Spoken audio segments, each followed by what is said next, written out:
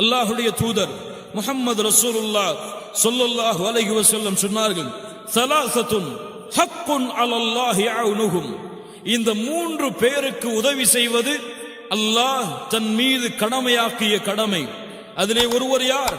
வன்னாகிஹுல் லதீ யுரீதுல் அஃபாஃப். சுப்ஹானல்லாஹ்.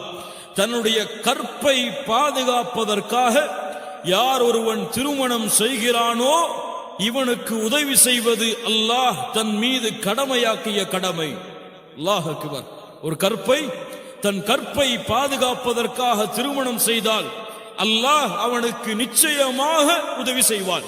அல்லாஹ்வுடைய தூதர் முஹம்மது ரசூலுல்லாஹ் ஸல்லல்லாஹு அலைஹி வஸல்லம் சொன்னார்கள். நாம் தபரானி ரஹிமஹுல்லாஹ் அவர்கள் அறிவிக்கின்றார்கள். ஷேக் அல்பானி ரஹிமஹுல்லாஹ் ஹஸனுடைய தரத்திலே இந்த ஹதீஸை கொண்டு வருகிறார்கள். மன் தஸவ்வஜ, யார் ஒருவன் திருமணம் செய்தால் ஃபகத் இஸ்தக்மல நிஸ்ஃபுல் ஈமான், அவன் ஈமானின் பாதியை முழுமைப்படுத்துகிறான். ஒருவன் திருமணம் செய்தால் அவன் ஈமானின் பாதியை முழுமைப்படுத்துகிறான். ஃபல்யத்தகில்லாஹ ஃபி நிஸ்ஃபில் பாகி, மீதி இருக்கக்கூடிய பாதையில் அவன் அல்லாஹ்வை பயந்து கொள்ளட்டும். அல்லாஹ்வுடைய தூதர் முஹம்மது ரசூலுல்லாஹ் ஸல்லல்லாஹு அலைஹி வஸல்லம் சொன்னார்கள், அல்லாஹ் கூறுகிறான், வஅன்கிஹுல் அயாமா மின்கும் வஸ்ஸாலிஹீன மின் இபாதிக்கும் வ இமாயிக்கும். உங்களுடைய ஆண் பெண் அடிமைகளுக்கு நீங்கள் திருமணம் செய்து வையுங்கள். யகூனு ஃபுகரா, அவர்கள் ஏழைகளாக இருந்தால் அல்லாஹ் ரப்புல் ஆலமீன் யுக்னிஹிமுல்லாஹு மின் ஃபத்லிஹி, இந்த திருமணத்தின் மூலமாக அல்லாஹ் அவர்களை செல்வந்தவனாக மாற்றுவான். சுப்ஹானல்லாஹ். அல்லாஹ்வுடைய அருள் இருக்கிறது, அல்லாஹ்வுடைய உதவி இருக்கிறது, அல்லாஹ்வுடைய பரக்கத் இருக்கிறது. அல்லாஹ் அவர்களுடைய வாழ்வாதாரத்தின் செல்வத்தை அதிகப்படுத்துவான் இந்த நிக்காஹின் மூலமாக என்று அல்லாஹ்வுடைய மார்க்கத்திலே இந்த நிக்காஹுக்கு குர்ஆனும் சுன்னாவும் அதிகமான சிறப்புகளை கொடுத்து கொண்டிருக்கிறது. அல்லாஹ்வுடைய தூதர் முஹம்மது ரசூலுல்லாஹ் ஸல்லல்லாஹு அலைஹி வஸல்லம் சொன்னார்கள், யா மஅஷரஷ் ஷபாப், வாலிபர்களே. யாருக்கு அழைப்பு? திருமணம் செய்யாத வாலிபர்கள்லாம் கொஞ்சம் கையை உயர்த்துங்க. நீங்க திருமணம் செய்யலையா? 2வது செய்யலையோ? முதல் திருமணம் செய்யாதவங்களாம் கையை உயர்த்துங்க.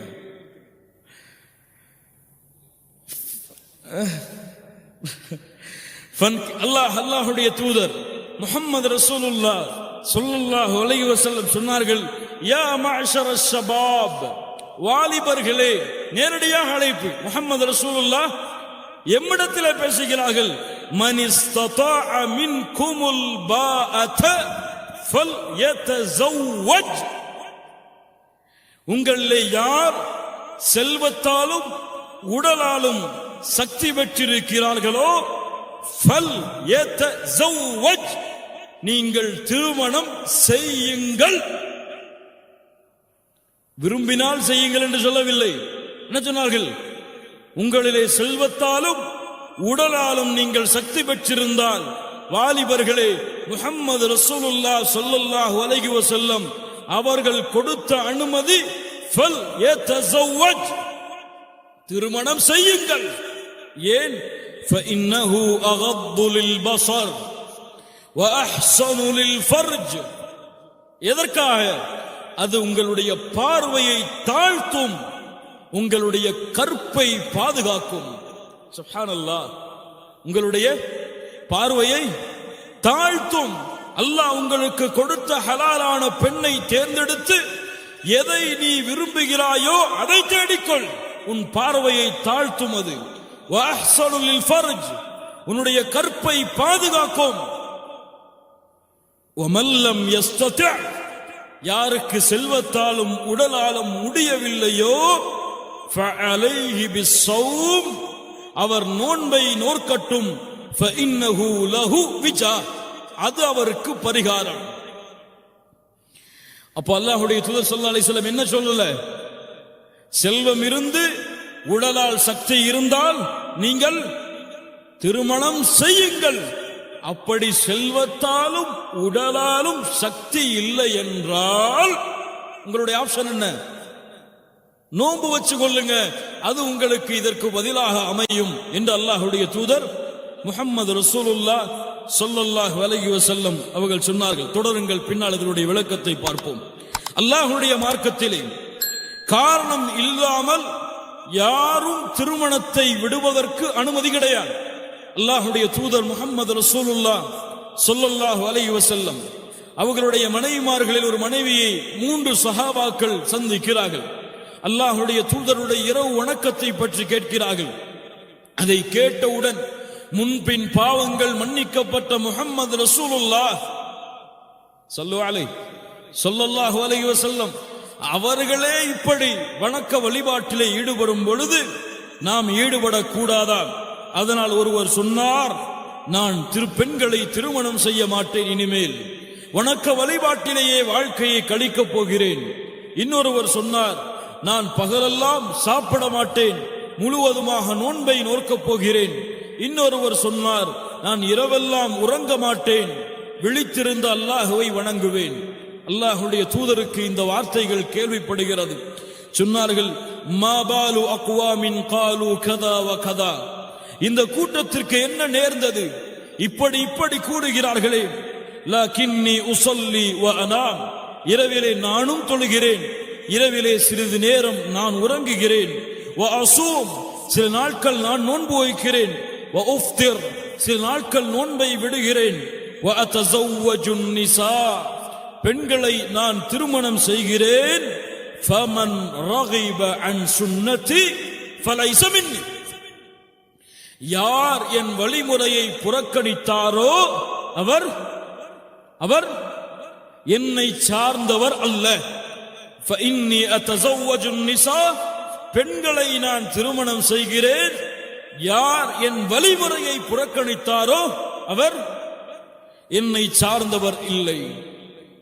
கண்ணியத்துக்குரிய என் அன்பு சகோதர சகோதரிகளே, இதன் மூலமாக அல்லாஹ்வுடைய மார்க்கத்திலே முஸ்லிமான ஆணுக்கும் பெண்ணுக்கும் உள்ள சட்டம் என்னவென்றால், யகூனு வாஜிபன், ஒரு ஆணின் மீது திருமணம் கடமையாகும். ஒரு ஆணின் மீது இது திருமணம் என்பது அல்லாஹ்வுடைய மார்க்கத்திலே ஒரு சுன்னா. திருமணம் என்பது அல்லாஹ்வுடைய மார்க்கத்திலே ஒரு சுன்னா. இந்த சுன்னா எப்போது ஒரு முஸ்லிமான ஆணுக்கும் பெண்ணுக்கும் கடமையாக மாறும் என்றால், மார்க்க அறிஞர்கள் சொல்லுகிறார்கள், எப்போது அவர் தன்னுடைய இச்சையை கட்டுப்படுத்த முடியாமல் ஜினாவில் விழுந்து விடுவார் என்று செல்வமும் உடல் வலிமையும் இருந்து பயந்தால், செல்வமும் உடல் வலிமையும் இருக்கிறது, ஆனால் வேறு தடங்கல்கள் அவர் திருமணத்திற்கு இருக்கின்ற காரணத்தால் அவர் திருமணத்தை விட்டு ஒதுங்கி வாழ்கிறார் என்றால், இவருக்கு ஒதுங்கி வாழ அனுமதி கிடையாது. இவர் தன் ஈமானை, பார்வையை, கற்பை பாதுகாப்பதற்காக திருமணம் செய்வது வாஜிப். சட்டம் புரிகிறதா? திரும்ப சொல்லவா? இச்சையை கட்டுப்படுத்த முடியாமல் தன் இயற்கையான ஆசைகளை இயற்கையான ஹலாலான வழியில் செயலவழிக்க ஆசை இருந்தும், வசதியும் உடல் வலிமையும் இருந்தும், வேறு வேறு காரணங்களுக்காக வயதை காரணம் காட்டியோ அல்லது குடும்பத்தில் பெண்கள் இருக்கிறார்கள், இன்னும் நம்முடைய பெற்றோர்கள் அனுமதிக்கவில்லை என்ற காரணம் காட்டியோ ஹராமிலே விழுந்து விடக்கூடிய நிலையில் இருக்கக்கூடிய இந்த ஆணுக்கு இதை விடுவதற்கு, நிக்காஹை விடுவதற்கு அனுமதி கிடையாது. ஹராமிலே விழுந்து விடக்கூடிய சூழ்நிலை இருக்கும் காரணத்தால், உடல் வலிமையும் செல்வமும் இருக்கின்ற சூழ்நிலையால் இவர் திருமணம் செய்வது கடமை. ஆணாக இருந்தாலும் பெண்ணாக இருந்தாலும் யாருக்கு இது அனுமதிக்கப்பட்டது? சுன்னா, பொதுவானது. செல்வம் இல்லை, அதற்கு முயற்சி செய்து கொண்டிருக்கிறார், அவருக்கு தன்னுடைய இச்சையை கட்டுப்படுத்தக்கூடிய ஆற்றல் இருக்கிறது, ஹராமிலே விழுவதை குறித்த பயம் இல்லை என்றால், இவர் எப்போது விரும்புகிறாரோ அப்போது திருமணம் செய்யலாம். இவருக்கு வாஜிப் கிடையாது. இவர் எப்போது விரும்புவாரோ அப்போது திருமணம் செய்யலாம். அடுத்த பிரிவு யார் என்றால், யாருக்கு செல்வம் இருக்கிறது ஆனால் இயற்கையான ஆசைகள் இல்லை, அல்லது இயற்கையான ஆசைகள் இருக்கிறது செல்வம் இல்லை என்றால், இவருக்குரிய சட்டத்திலே மார்க்க அறிஞர்கள் 2 குழுக்களாக பிரிகிறார்கள். ஒரு கூட்டம் சொல்கிறது, இயற்கையான ஆசை இல்லாதவர்கள் திருமணம் செய்வது அனுமதிக்கப்பட்டதுதான், ஆனால் அதை விட்டு விலகி இருப்பது அதைவிட சிறந்தது. அந்த பெண்ணுக்குரிய கடமையை நிறைவேற்ற முடியாமல் இருக்கக்கூடிய இவர் அந்த திருமணத்தை விட்டு விலகி இருப்பது திருமணம் செய்வதை விட சிறந்தது. செல்வம் வசதி இருந்து ஹராமிலே விழுந்து விடுவார் என்று பயமுள்ள எல்லா ஆண்களுக்கும் பெண்களுக்கும் கடமை திருமணம் செய்வது. செல்வம் இல்லை, வசதியும் இல்லை, உடல் வலிமையும் இல்லை என்றால் இவர்கள் எப்போது அதை அடைகிறார்களோ அப்போது விரும்புவது போல திருமணம் செய்யலாம்.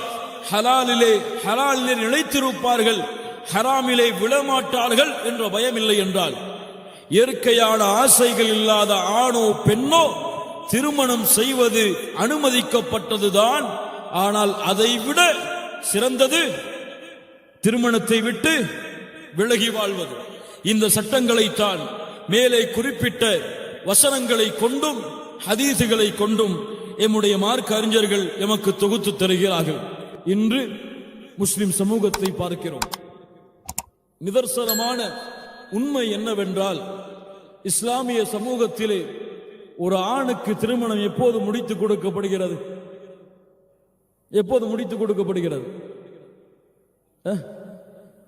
அந்த பெற்றோர்கள் எப்போது விரும்புகிறார்களோ அப்போது. அப்படித்தானே? இல்ல யாருக்காவது மாற்று கருத்து இருக்கா? அந்த பெற்றோர்கள் எப்போது அந்த ஆணுக்கு திருமணம் செய்ய வேண்டும் என்று நாடுகிறார்களோ அப்போதுதான், அது எத்துணை வயதாக மாறினாலும் பரவாயில்லை, எங்களுடைய விருப்பத்தின்படிதான் எங்களுடைய மகனுக்கு திருமணம். பெண்களாக இருந்தாலும் அதே நிலைமைதான். அப்படித்தானே? செல்வத்தை சம்பாதிப்பார், லட்சமாக சம்பாதிப்பார், உடல் வலிமையும் பெற்று வருவார். ஆனால் வேறு வழி இல்லாமல் அவர் தன்னுடைய இயற்கையான ஆசைகளை கட்டுப்படுத்த முடியாமல் ஹராமிலே விழுந்திருப்பார். அதை பற்றி கூட அந்த பெற்றோர்கள் கவலைப்பட மாட்டார்கள். ஆனால் இவரை ஹராமிலிருந்து தடுத்து ஹலாலை செய்ய வைப்பதற்கு அந்த பெற்றோர்கள் தயங்குவார்கள் அல்லது பயப்படுவார்கள். என்ன இந்த வயசிலேயே கல்யாணம்? 22 வயசு 23 வயசு தானே ஆயிருக்கு. இன்னும் என் புள்ள சின்ன புள்ள தானே. 28 30 வயசு வந்த பிறகுதான் என் பிள்ளைக்கு நல்ல மெச்சூரிட்டி வரும், என் புள்ள ஒரு தரத்துக்கு வருவான், அப்போதான் கல்யாணம் பண்ணணும். அவனுக்கு 10 வயசுல தங்கச்சி இருக்கு, 22 வயசானாலும் இன்னொரு 10 வருஷம் பொறுத்தாதான் தங்கச்சிக்கு கல்யாணம் பண்ணி கொடுக்க முடியும். அதுவரை இவன் காத்திருந்தா பிரச்சனை இல்ல. அவனுக்கு என்ன அவ்வளவு அவசரம்? இருக்கட்டுமே கல்யாணம் முடிக்காமன்னு சொல்லிதான். இல்ல மஷா அல்லாஹ், எம்முடைய பெற்றோர்களுடைய எல்லா பெற்றோர்களும் இல்ல மஷா அல்லாஹ், அல்லாஹ் பாதுகாத்தவர்களை தவிர எல்லோரின் முடிவும் இதுதான். அப்படிதானே? வீட்டில் மாடி கட்ட வேண்டி இருக்கு, தங்கச்சிக்கு கல்யாணம் பண்ணி கொடுக்க வேண்டி இருக்கு, அவனுக்கு மேல அக்கா இருக்கிறாங்க, அல்லது அவனுக்கு கீழே 3 தம்பிங்க இருக்கிறாங்க, அவங்களுக்கு படிப்பு செலவு இருக்கு.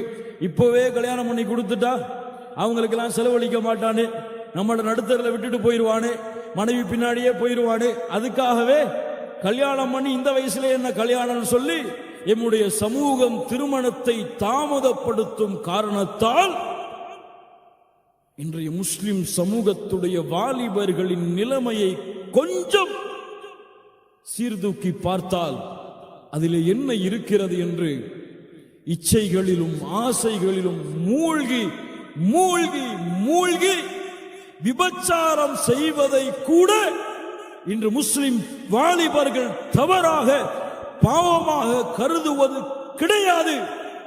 இன்று நடைக்கு முஸ்லிம் சமூகம் சென்று விட்டது.